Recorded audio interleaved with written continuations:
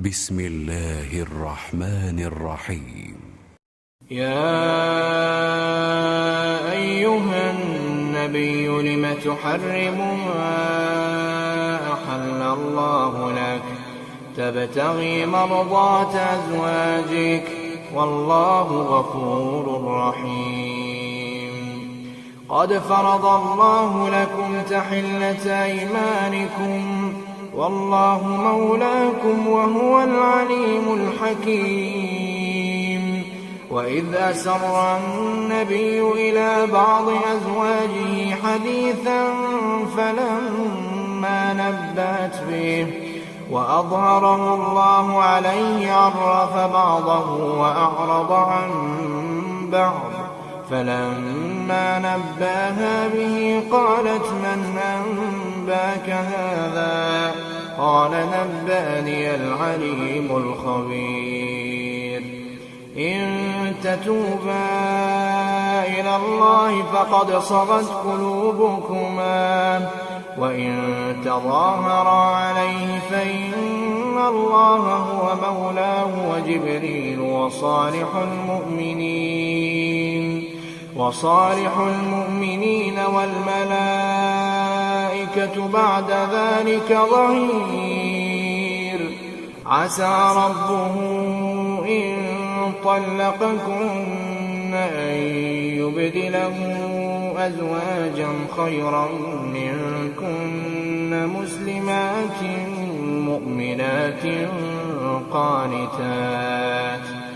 قانتات تائبات عابدات سائحات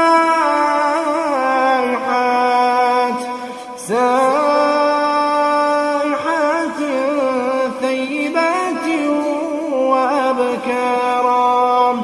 يا أيها الذين آمنوا قوا أنفسكم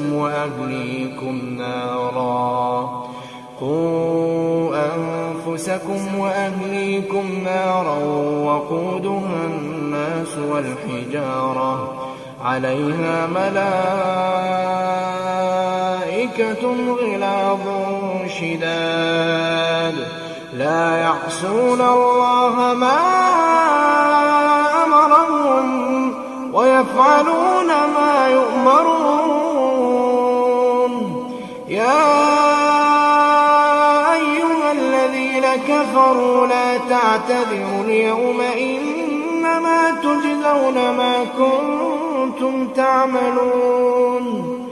يا أيها الذين آمنوا توبوا إلى الله توبة نصوحا عسى ربكم أن يكفر عنكم سيئاتكم ويدخلكم جنات تجري من تحتها الأنهار يوم لا يخزي الله النبي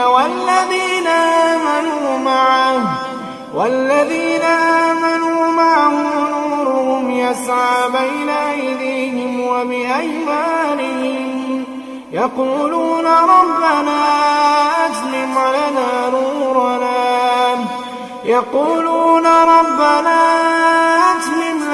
نورنا واغفر لنا إنك على كل شيء قدير. يا أيها النبي جاهد الكفار والمنافقين واغلظ عليهم ومأواهم جهنم وبئس المصير. ضرب الله مثلا للذين كفروا امرأة نوح وامرأة لوط كانتا تحت عبدين من عبادنا صالحين فخانتاهما فلم يغنيا عنهما من الله شيئا وقيل ادخلا النار مع الداخلين.